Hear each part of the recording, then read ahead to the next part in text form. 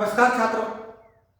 आज मैं आपको कक्षा 8वीं विषय हिंदी, इस विषय हिंदी में उपयोजित लेखन का जो भाग होता है उसमें गद्य आकलन के बारे में मैं आज आपको यहां जानकारी देता हूं।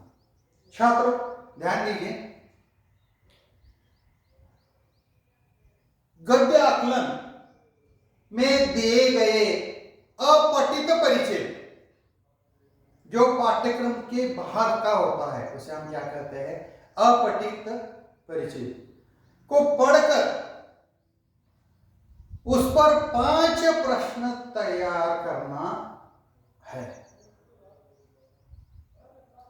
कितने प्रश्न तैयार करना है? 5 प्रश्न तैयार करना है। अब प्रश्न ऐसे बनाने होते हैं जिनके उत्तर एक एक वाक्य में हो। प्रश्नों के उत्तर नहीं लिखने चाहिए।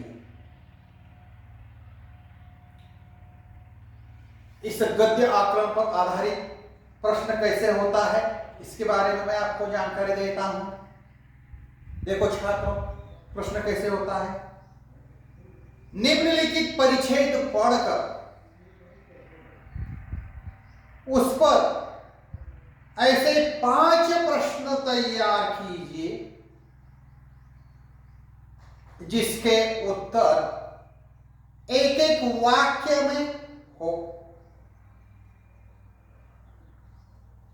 छात्रों मैं आपको वह परिच्छेद बताता हूं, ध्यान दीजिए। हमें स्वराज्य तो मिल गया, परंतु सुराज्य अभी हमारे लिए एक सुखद सपना ही है। इसका प्रधान कार्य यह है कि देश को समृद्ध बनाने के उद्देश्य से कठोर परिश्रम करना हमने अब तक नहीं सीखा। श्रम का महत्व और मूल्य हम जानते ही नहीं। हम अब भी आराम तलब है। हाथों से हमें यथेष्ट काम करने में रुचि नहीं है।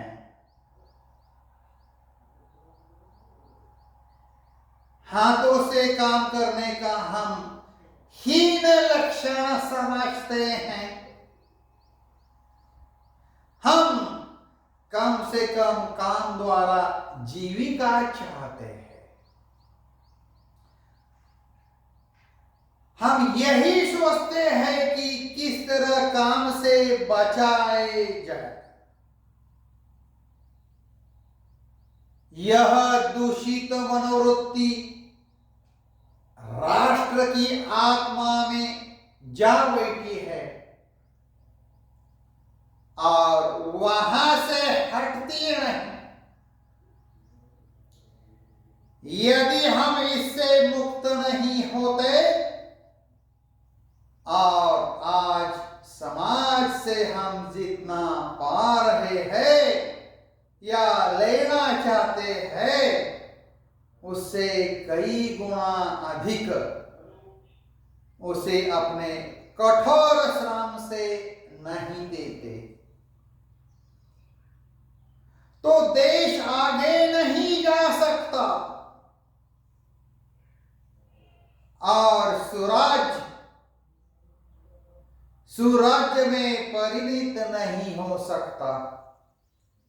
तो छात्रों इस परिच्छेद पर कैसे प्रश्न तैयार किए जाते हैं इसके बारे में मैं आपको बताता हूं। प्रश्न पहला है,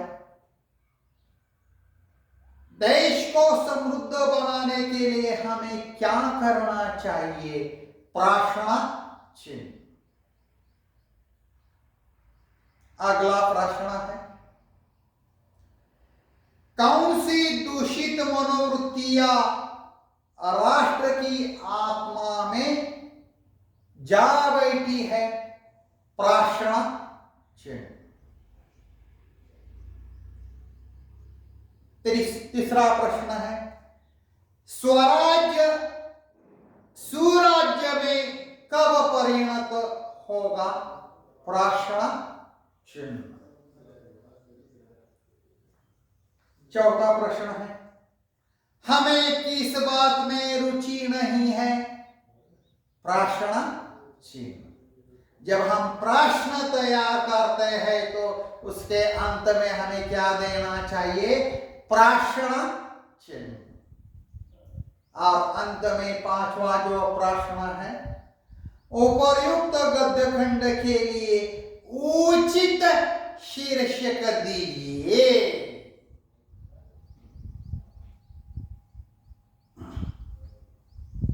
उसके बाद अगला परिच्छेद के बारे में मैं आपको जानकारी देता हूं।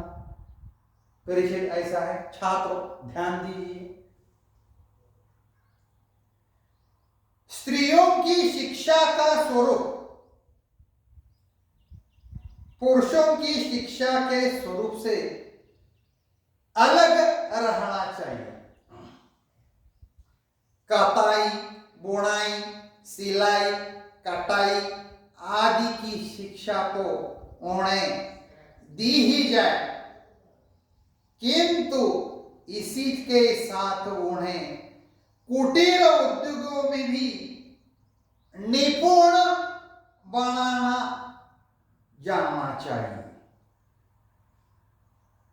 जिससे कि बुरा समय आने पर वे किसी की मोहताज न रहे। स्त्रियों को शिक्षित करने से हमारा घर स्वर्ग बन सकता है। नासमझ और फुहड़ औरतों से परिवार के परिवार तबाह हो जाते हैं।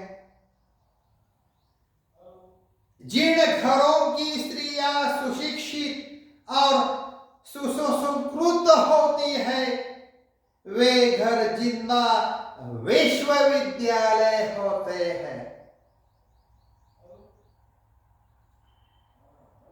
शिक्षा का अर्थ किताबी ज्ञान ही नहीं है और न ही अक्षर ज्ञान है, वह तो जीने की कला है।